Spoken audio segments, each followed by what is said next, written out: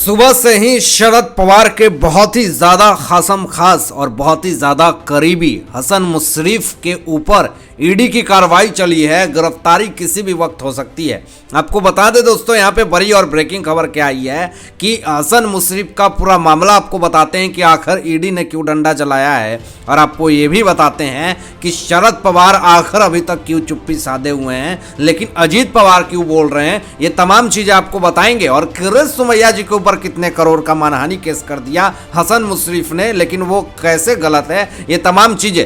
लेकिन आपको बताएं यहाँ पे कि एनसीपी के पूर्व विधायक हसन मुशर्रफ की आज जो है कोल्हापुर और पुणे स्थित संपत्ति पे ईडी की टीम ने तड़के छापेमारी की है।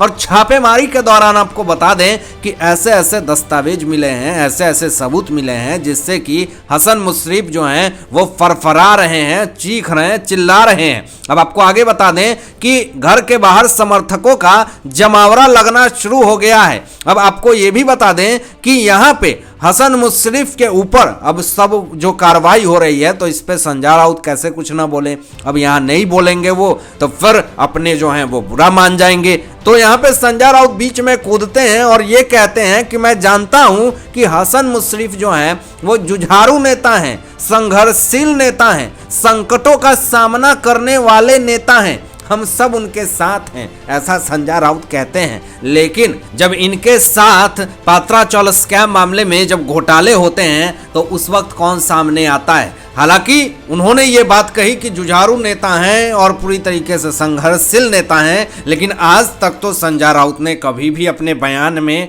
और प्रेस मीडिया में ये बातें नहीं कही। अब आपको आगे ये भी बताते हैं कि संजय राउत ने क्या कहा। संजय राउत ने बीजेपी पर विपक्षी नेताओं के विपक्षी पार्टियों के खिलाफ यह कार्रवाई करने का आरोप लगाया था, जिसका जिक्र करते हुए राउत ने बीजेपी पे हमला बोला है। यह पुराना प्रोपोगेंडा है दोस्तों कि अगर कोई भी इंसान किसी भी मुद्दे में फंसता है, किसी भी गैर कानूनी चीजों में फंसता है, तो एक सीधा सिंपल सा रास्ता जाता है माफिया सरकार के लिए। वो ये कहती है कि ये जो है वो बदले की भावना है। वो एक बार नहीं कहती है कि हमसे गलती हो गया, अब आगे नहीं होगा, या फिर हमें गिरफ्तार कर लीजिए।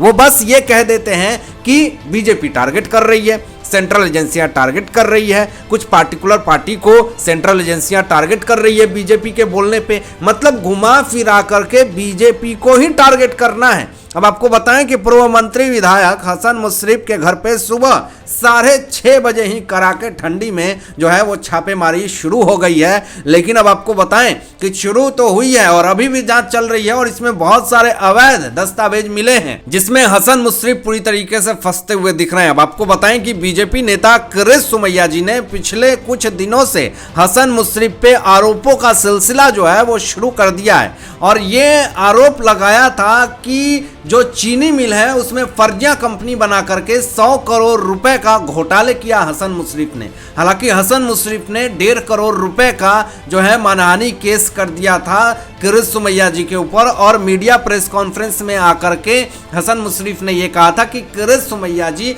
जो भी आरोप लगा रहे हैं वो सब निराधार है, ये गलत है। लेकिन अब आपका यहाँ पे बड़ा मामला जो निकल करके सामने आ रहा है वो यह मामला आप साहेब नलवरे फैक्ट्री में भ्रष्टाचार के आरोप पर आधारित है। अब आपको यह भी बता दें कि एनसीपी नेता हसन मुशर्रफ के कागल और पुणे स्थित घर पे ईडी के छापे पड़ने से चीन मिल में कथित 100 करोड़ रुपए के घोटाले की जांच और कार्रवाई के समर्थक आक्रामक जो हैं वो मुशर्रफ ने सारे लोगों को शांत रहने की अपील करी है कि ईडी हमारे ऊपर जांच तो कर रही है, लेकिन हमारे समर्थक जो हैं वो शांत रहें। लेकिन समर्थक जो हैं, उनके कार्यकर्ता जो हैं वो शांत नहीं है, वो चीख रहे हैं, चिल्ला रहे हैं। यहाँ पे आपको आगे बता दे दोस्तों कि किरिश सोमैया जी ने एक और बड़ा मामला उठा दिया, एक और बड़ी बात कह दी। उन्होंने ये कहा कि जब आप गरीबों का पैसा खा रहे थे तो क्या आपको धर्म याद नहीं आया? अब ईडी ने कार्रवाई के बाद ही धर्म को क्यों याद किया? यह बहुत बड़ा सवाल किरिश सोमैया जी ने पूछ लिया है, जो हसन मुशर्रफ जो हैं वो सिर पकड़ के बैठे हुए हैं। लेकिन अब आपको बता दें यहाँ पे कि किस फर्जी कंपनियां के द्वारा और क्यों फर्जीवाड़ा किस तरीके से करके हसन मुशर्रफ ने ये तमाम चीजें करी है। अब आप बता दें दोस्तों कि कंपनी रजत कंज्यूमर सर्विसेज प्राइवेट लिमिटेड से हसन मुशर्रफ के खाते में 13 करोड़ रुपए आए हैं। ये खुलासा जो है वो किरिश सोमैया जी ने पहले भी कर दिए थे और ये खुलासे में कहीं ना कहीं 2700 पेजों की जो उनके पास सबूत है किरीट सोमैया जी ने वो भी दिखाया था। चलिए आपको बताते हैं कि रजत कंज्यूमर सर्विसेज प्राइवेट लिमिटेड से कैसे 13 करोड़ रुपए का फर्जीवाड़ा हसन मुशर्रफ ने किया।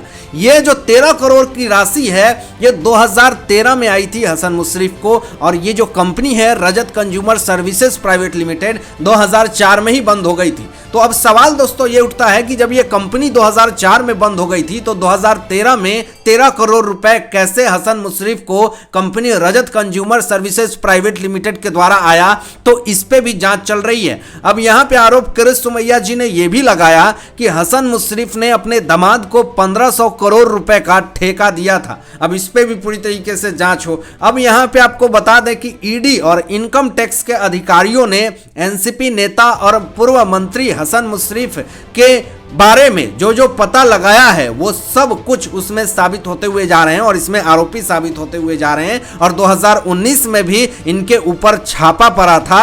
और कहीं ना कहीं दोस्तों अब कोल्हापुर में बहुत ज़्यादा कड़ाके की ठंड है, तो इस ठंड में सुबह 6:30 बजे इन्फोर्समेंट डायरेक्टरेट का डंडा पड़ना हसन मुशर्रफ के लिए एक बहुत बड़ा चैलेंजिंग होगा। अब आपको आगे ये भी बता दें कि किरीट सोमैया जी ने हसन मुशर्रफ पे 127 करोड़ रुपए के भ्रष्टाचार के आरोप लगाया था।